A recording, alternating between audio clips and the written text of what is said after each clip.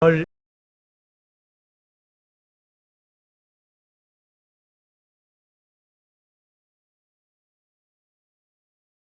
기록해 놓은 책입니다.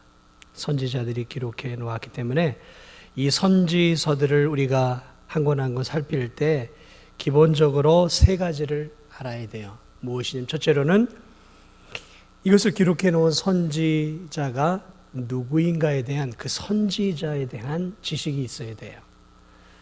우리가 어떤 책을 읽을 때 꼭 알아야 될 게 있어요. 그것이 무엇이냐면 저자에 대해 알아야 돼요. 저자.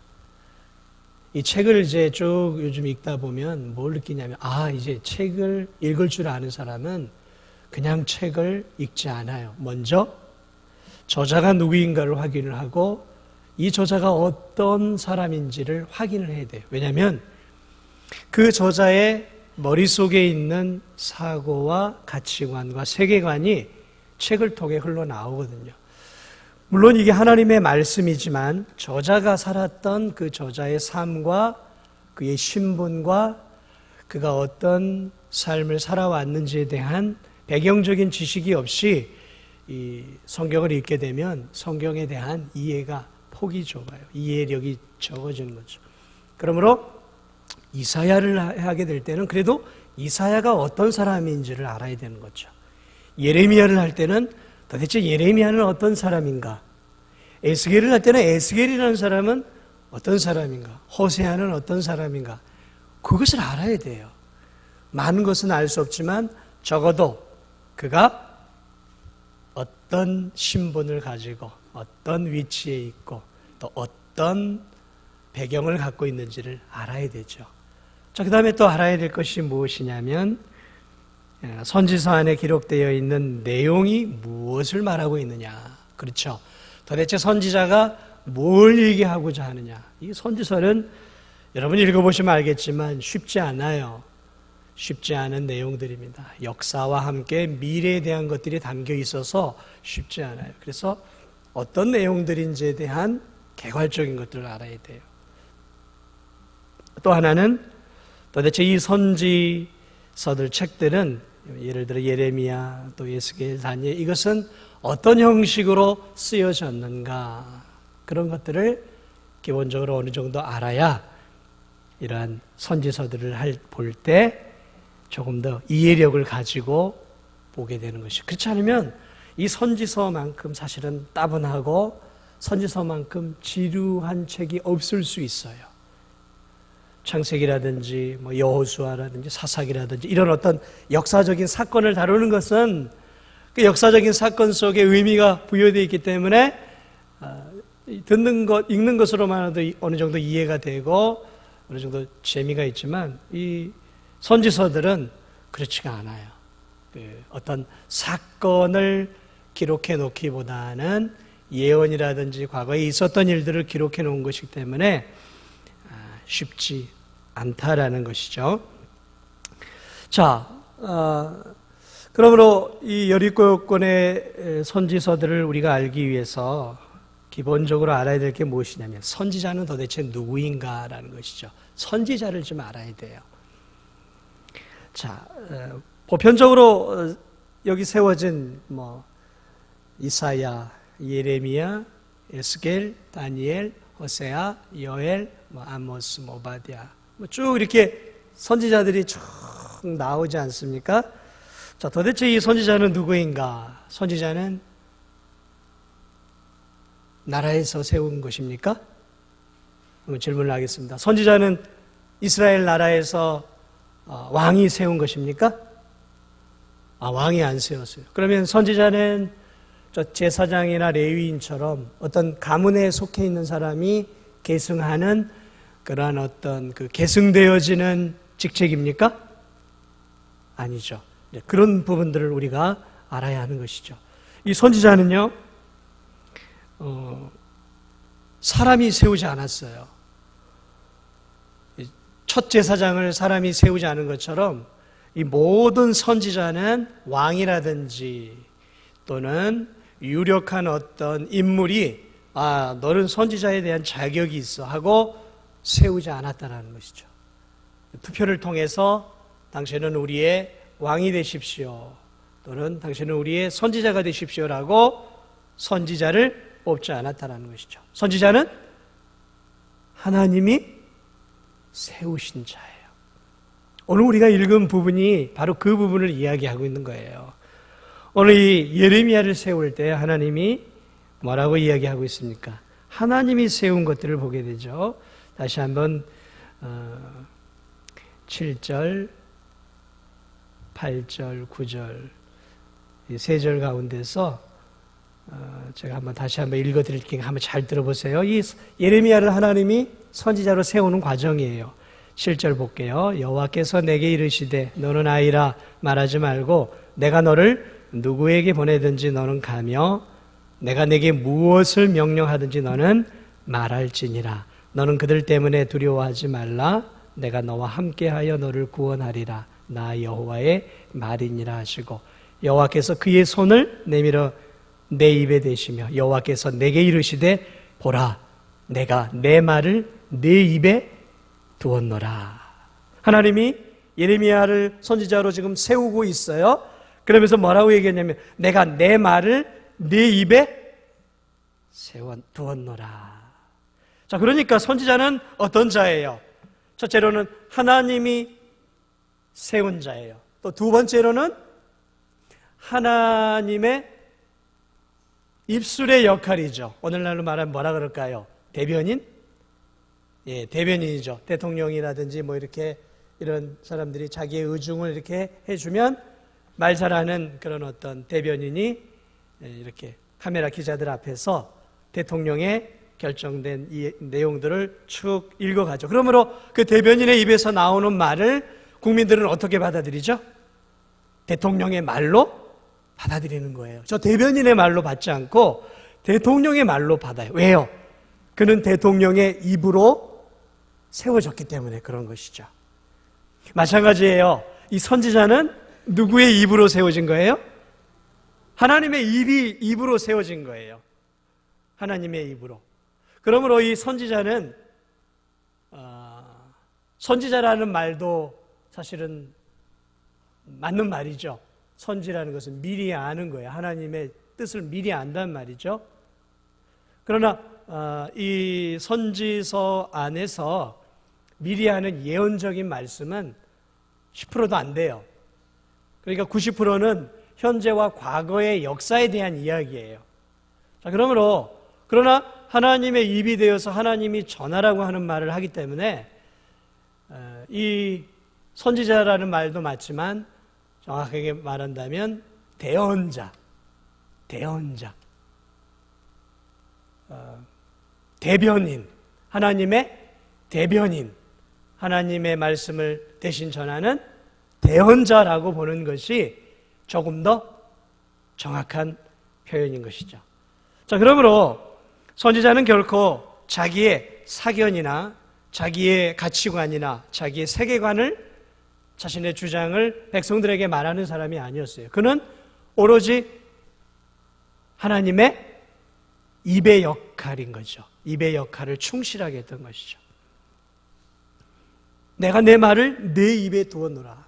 그러므로 하나님이 말하고자 하는 것을 그대로 전하는 자가 선지자라는 거죠. 그러므로 여기에 기록되어 있는 이 모든 것들은 예레미야가 썼고 에스겔, 다니엘이 썼지만 결국은 누구의 말을 기록해 놓은 것이죠? 그렇죠. 하나님의 말씀이죠. 그래서 이것을 우리는 뭐라 그래요? 성경이라고 말하는 거예요. 하나님의 말씀이라고 우리가 보는 것이죠. 자, 그러면 왜 하나님께서 이 선지자들을 세우셨냐라는 것이죠. 왜 하나님께서 이 선지자들을 세우셨는가? 왜냐하면 하나님은 우리와 교제하고 싶어 하시기 때문에 그렇습니다. 하나님은 우리와 뭐 하고 싶어 하시다고요? 교제하고 싶으셔서 그래요. 여러분, 사람과 사람은 인격이에요. 여러분과 저는 한 인격입니다. 자, 인격과 인격이 만나면 뭘 하고 싶어 해요? 교제를 하고 싶어 하는 거예요. 지식, 감정, 이런 것들이 공유되기를 원하는 것이죠. 그러기 위해서 필요한 것이 뭐냐면 대화예요. 대화. 그렇죠? 커뮤니케이션이죠. 그래서 우리는 본능적으로 다른 사람과 교제하고 싶어 해요. 교제하려면 그 교제의 가장 중심이 뭐예요? 언어예요. 언어. 말이죠. 말로써 우리가 대화하는 거 아닙니까? 교회를 다녀도 한마디도 하지 않고 입을 콕 다물고 신앙생활하면 저 성도와 나는 어떤 사이예요? 교제하는 사이예요? 교제하지 않는 사이예요? 교제하는 게 아닌 것이죠. 그런데 만나서 대화도 하고 살아온 이야기도 하고 차도 한잔 마시고 신앙에 대한 이야기도 오고 갈 때 그때 비로소 뭐가 되는 거예요? 대화가 되고 교제가 되는 거예요. 이게 사람 사는 거죠. 이게 사람 사는 거예요. 인격이기 때문에. 그러면 하나님은 인격을 갖고 계시지 않습니까? 갖고 계셔요. 왜냐하면 우리가 인격을 갖고 있다는 것은 우리가 하나님의 형상으로 지음받은 것이니까 하나님도 뭘 갖고 있어요? 인격이 있어요. 그걸 우리는 신격이라고 하는데. 그러니까 하나님도 뭐가 있어요? 생각이 있으세요. 우리처럼 뜨거운 가슴이 있어요. 뭔가를 하고자 하는 열정과 열심과 의지가 있단 말이죠. 이게 인격이에요. 하나님이 그것을 우리에게 주었단 말이죠. 그러니까 하나님이 인격을 갖고 있는 우리들, 당신의 백성들인 우리들하고 교제하고 싶으십니까? 안 하고 싶겠어요? 하고 싶죠. 사랑하는 사람과 대화도 하고 싶고 사랑하는 사람과 이야기도 하고 싶고 서로 마음과 마음이 오고 가고 싶고 하나님께서 자녀들인 우리들에게 하나님의 뜻을 알려주고 싶고 너희들은 이렇게 살아야 돼. 너희들은 이렇게 살았으면 좋겠어라는 하나님의 그 마음을 우리에게 알려주고 싶단 말이죠. 교제하고 싶단 말이죠. 대화하고 싶단 말이죠. 그런데 하나님은 우리와 같은 육체가 아니에요.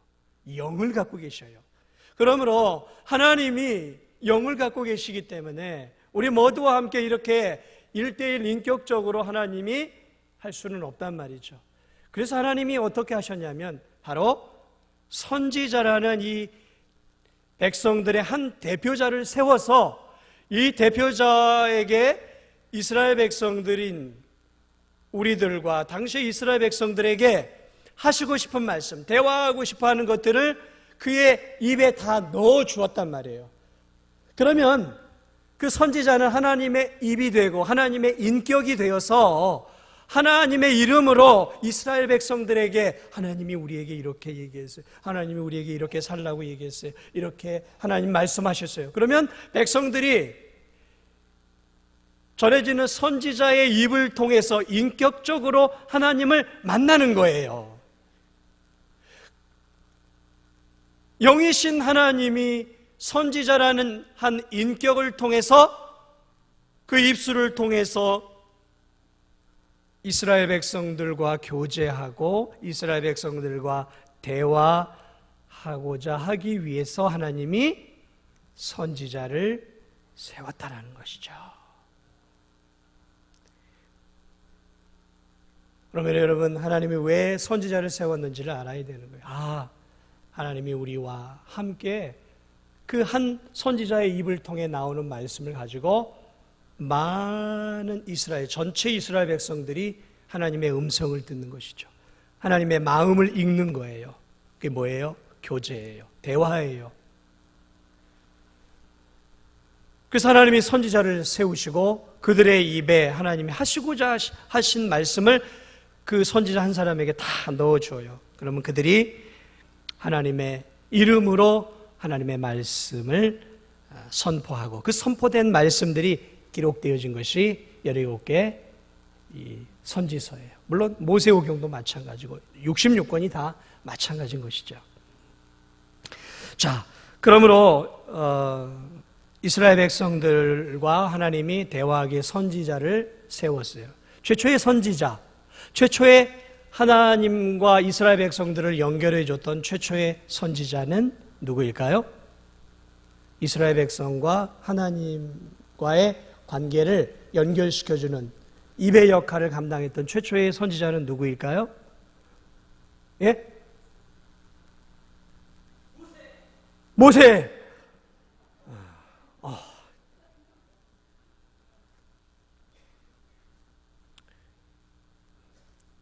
우리 민석인가요?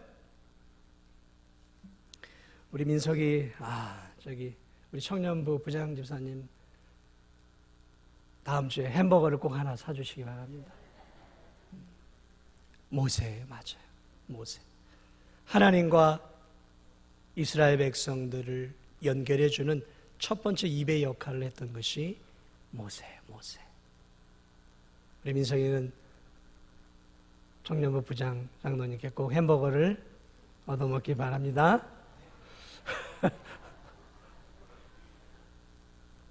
청년 부장 장로님 어디 계시? 자, 똑똑한 청년이네요. 우리 집사님보다도 훨씬 나은 것 같아요. 자, 우리 구약 성경에 출애굽기 19장 1절로 6절을 잠시 보도록 하겠습니다. 우리 민석이 말이 맞는지 안 맞는지를 확인을 해야죠. 출애굽기 19장 1절로 6절입니다. 다 읽지는 않고요. 3절부터 읽어드릴게요. 출애굽기 19장 3절. 모세가 하나님 앞에 올라가니 여호와께서 산에서 그를 불러 말씀하시되 너는 이같이 야곱의 집에 말하고 이스라엘 자손들에게 말하라. 내가 애굽 사람에게 어떻게 행하였음과 내가 어떻게 독수리 날개로 너희를 업어 내게로 인도하였음을 너희가 보았느니라.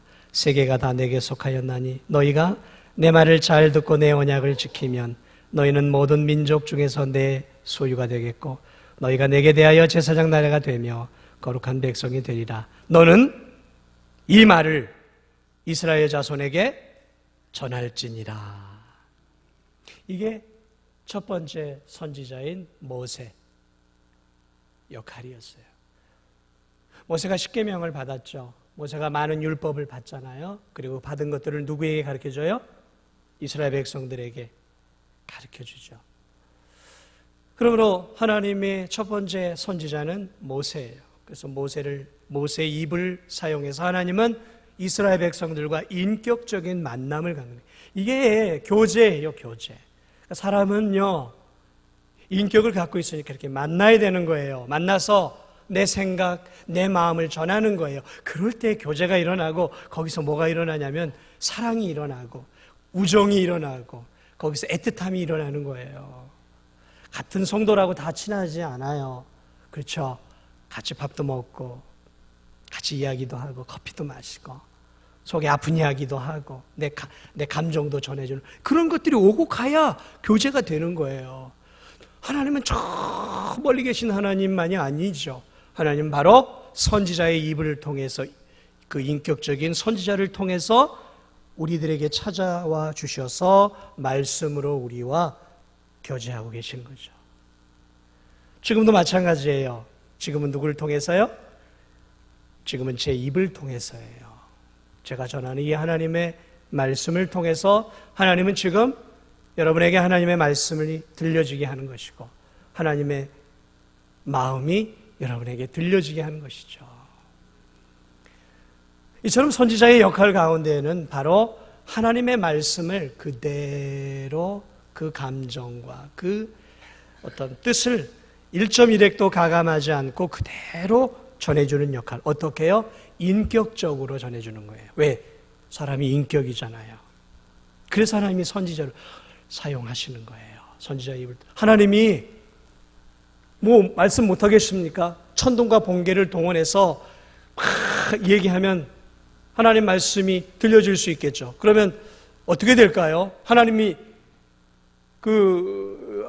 천둥과 번개를 사용해서 우리에게 말씀하시면 우린 어떻게 될까요?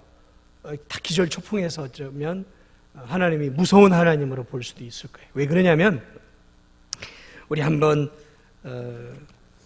왜 하나님이 선지자를 통해 말씀을 하시는지 그 이유를 출애굽기 20장 한번 볼게요. 출애굽기 20장 18절과 19절을 한번 보세요. 거기 보면 왜 하나님이 이스라엘 백성 전체에게 이야기하지 않는 이유가 있어요. 20장 18, 19절 우리 함께 읽어보겠습니다. 시작.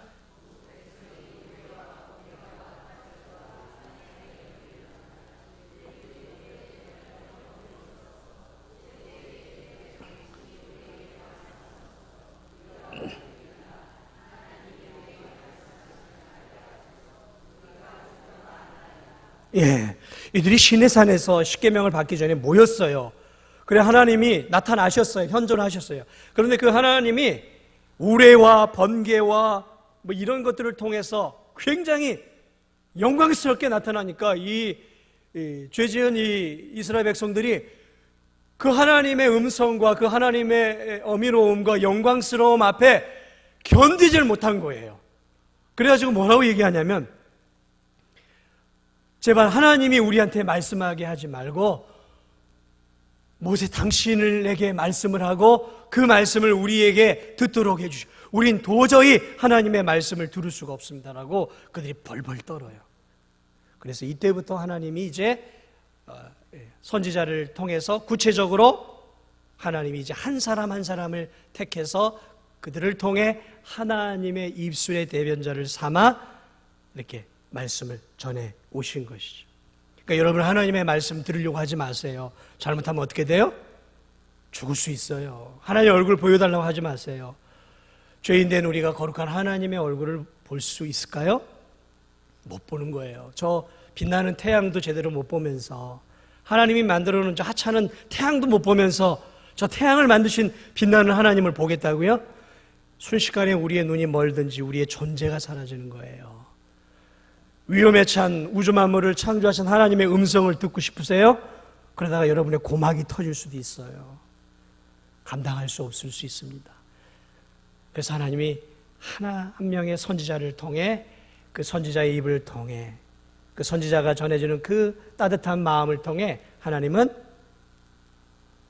하나님의 메시지를 쭉 이스라엘 백성들에게 전해 오셨다라는 것이죠. 자, 그러므로 선지자의 역할은 무엇이냐면 있는 그대로를 말해야지 허튼 소리를 하면 안 되는 거였다라는 거죠. 그런데 여러분도 아시겠지만 이 거짓 선지자들이 많이 일어나요. 하나님이 세우지 않는, 마귀가 세우고 스스로가 선지자라고 말한 사람들이 구약 성경 안에 많이 일어나게 되죠. 그리고 하나님이 세웠음에도 불구하고 하나님 말씀대로 순종하지 않는 선지자도 생겨나기 시작하죠. 예를 들면 발람 같은 경우가 그런 경우죠. 발락의 유혹에 빠져서 결국은 어떻게 해요? 이스라엘 백성들이 간음죄를 저지르도록 유혹을 해요. 이처럼 하나님이 세웠음에도 타락한 선지자도 생기고, 하나님이 세우지 않았지만 하나님이 세운 선지자처럼 거짓 예언을 하는 그러한 선지자들이 이 열왕기 역대상 이 역사를 통해 쭉 드러나는 모습들을 보게 되죠. 자, 그렇습니다. 이 선지자의 역할은 바로 하나님의 말씀을 있는 그대로 전해주는 자였어요. 오늘날 교우들 가운데 무당집이나 점쟁이를 찾아다니는 그러한 교우들이 있다는 얘기를, 여기는 우리 교회 교우들을 말하는 것은 아니에요. 그러니까 안심하고 들으세요. 그러한 얘기가 들려요. 이게 누구 얘기냐면 무당 얘기예요. 무당 얘기니까 신뢰할 만하죠. 교회에 막 권사님도 오고요, 교회 중직자들도 오고요, 성도들이 와서 내년의 운세는 어떻게 되겠습니까? 우리 아들 이렇게 결혼하려고 하는데 이 여자하고 결혼하는데 좀 사주팔자 좀 봐주세요. 물론 그거 가지고 목사한테 온다고 목사가 무슨 사주팔자 볼 수 있는 것도 아니지만 참 기가 막히죠? 놀랍지 않습니까? 왜 그런가 했더니 교회에서는 목사님이 그런 얘기를 전혀 안 해주니까 답답한 거예요. 내 사업이 잘 되겠습니까? 목사님한테 물어보면 목사님이 무식해서 몰라요. 도무지 내 일을 몰라요, 나처럼. 그러니까 어디로 가요? 영험한 무당집을 찾아가고 영험한 점집을 찾아가서 이거 알려면 돈 더 내놔야 돼. 그러면 막 교회에서는 11조 내기도 아깝고 헌금 내기도 아까워서 세종대왕 내는 것조차도 두렵고, 신사임당은 아예 꿈에도 못 꾸는 사람이 그냥 뭐 몇백 몇천원 그냥 탁 좀 알려주십시오. 참 우리 교회는 없는 줄 알아요. 제가 없는 줄 아는데 그런 얘기들을 참 들을 때마다 여러분 무당이 뭡니까? 점쟁이가 뭐예요? 누구의 사주를 받아서 예언을 합니까? 마귀예요. 귀신이에요. 그래서 그들도 영험한 사람, 무당들이 있어요. 이 진도 안에도 제가 지난번에도 얘기했죠. 뭐 이상한 무슨 뭐였죠? 뭐 해가지고 이 부적 하나에 뭐 500만 원, 뭐 이렇게 600만, 예? 그래가지고 이 진도 안에 있는 나이 드시는 어르신들 현혹해가지고 엄청나게 돈을 빼갔대지 않습니까? 그 안에는 교인들도 있었다 그래요. 참 기가 막힌 일이 아니겠습니까?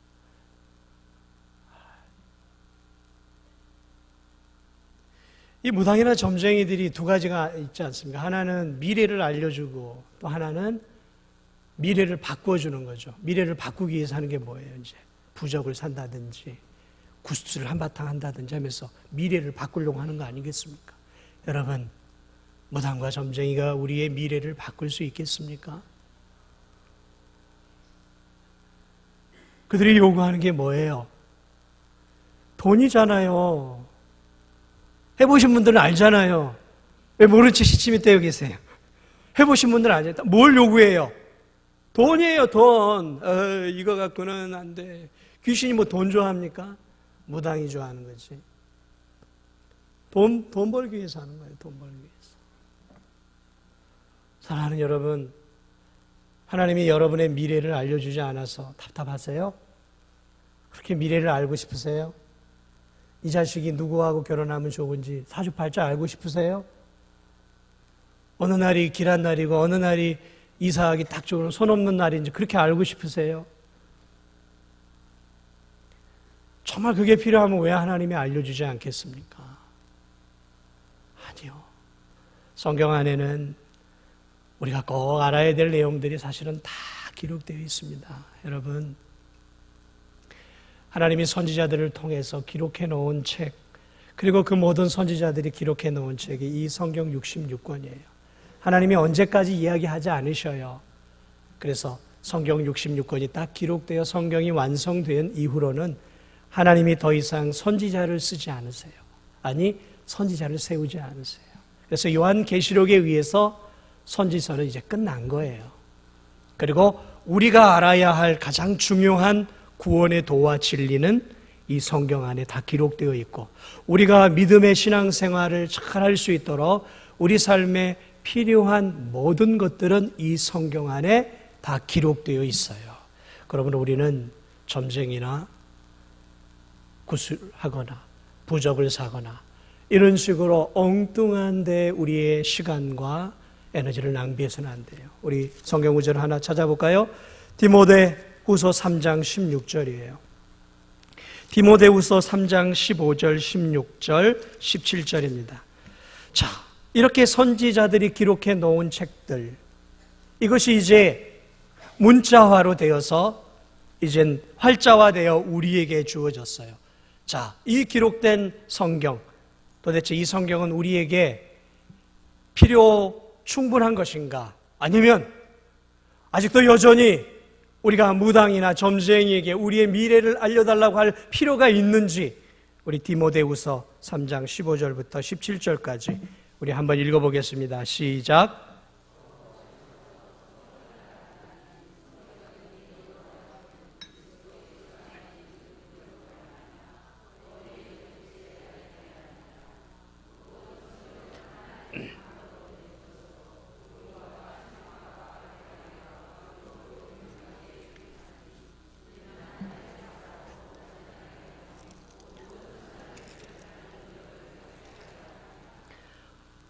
이 성경 안에 뭐가 기록되어 있어요? 우리가 구원을 얻을 수 있는 구원의 도에 대해서, 예수 그리스도에 대해서, 그렇죠, 구원에 이르는 모든 지혜가 담겨 있어요. 그 지혜는 예수 그리스도시죠. 그리스도를 믿음으로 영원한 구원을 얻게 되는 모든 진리가 담겨 있어요. 그리고 교훈과 책망과 바르게 함과 의로 교육하게 유익한, 우리가 하나님의 사람으로 어떻게 살아야 할지, 무엇이 하나님이 우리에게 원하시는 삶인지, 어떻게 사는 게 인생의 바른 목적인지, 어떻게 살아야 우리가 하나님의 마음을 흡족하게 해드릴 수 있는지, 그 모든 것들이 이 성경 안에 다 기록되어 있다는 것이, 어떻게 해야 하나님의 사람으로 온전하게 세워질 수 있는지, 어떻게 하는 것이 하나님이 기뻐하는 선한 일인지 다 기록되어 있단 말이죠. 뭐가 부족하다라는 거죠. 그러므로 성경은 이 66권으로 완성된 거예요. 그러므로 여러분이 이 땅을 살아가면서 알고자 하는, 꼭 알아야 하는 모든 진리와 바른 삶의 길들은 성경 안에 다 기록되어 있는 거예요. 믿으십니까? 엉뚱한 데 찾아다니면 안 돼요. 귀신에게 사주받은 그런 어떤 일종의 영험한 능력이 있는 그 귀신을 섬기는 무당들과 구슬하는 사람들을 여러분은 부러워할 필요가 없어요. 그들은 사단의 소나기에 붙잡혀 있는 거예요. 오늘 선지서가 결국은 뭐예요? 그들의 입을 통해 나온 게 뭐예요? 바로 이 말씀이에요. 말씀. 우리 말씀으로 충분해요. 이 66권으로 충분하단 말이죠. 이 66권으로 우리는 충분하게 행복할 수 있고, 이 66권으로 충분하게 만족할 수 있고, 이 66권으로 충분하게 천국 갈 수 있는 거예요. 그러니까 여러분, 엉뚱한 데 찾지 말고 성경으로 자꾸 가세요. 성경을 보세요. 성경을 읽으세요. 성경을 묵상하세요. 성경을 배우세요. 성경의 말씀을 자꾸 들으세요. 그리고 그 말씀을 통해 하나님께서 나에게 주시는 그 세미한 인격적인 하나님, 말씀을 통해 나에게 알려주고자 하는 그 세미하고 사랑스러운 그 인격적인 하나님을 말씀을 통해 만나고, 그 가슴 따뜻한 하나님의 사랑을 이 말씀을 통해 우리가 경험할 때, 비록 우리의 눈에 하나님이 보이지 않지만, 비록 우리의 손에 하나님을 잡을 수는 없지만, 우린 이 말씀을 통해 하나님을 만날 수 있고, 이 말씀을 통해 그 사랑의 하나님을 느낄 수 있고, 이 말씀을 통해 하나님의 뜨거운 애정을 우리는 경험할 수 있는 거예요. 그것이 17권의 선지서 안에 하나님의 뜨거운 사랑과 뜨거운 마음이 고스란히 담겨 있는 것이 바로 17권의 선지서들인 것이죠. 아무쪼록 저와 여러분들이 오늘 하나님의 말씀, 이 말씀으로 만족하고 이 말씀 안에서 충족한 그러한 삶을 살아갈 수 있는 우리 진도중앙교회 말씀을 사랑하는 성도들이 다 되시기를 주님의 이름으로 축복을 드립니다. 우리 함께 찬송가 391장 찬양 드리면서 하나님 앞에 헌금하는 시간 갖도록 하겠습니다.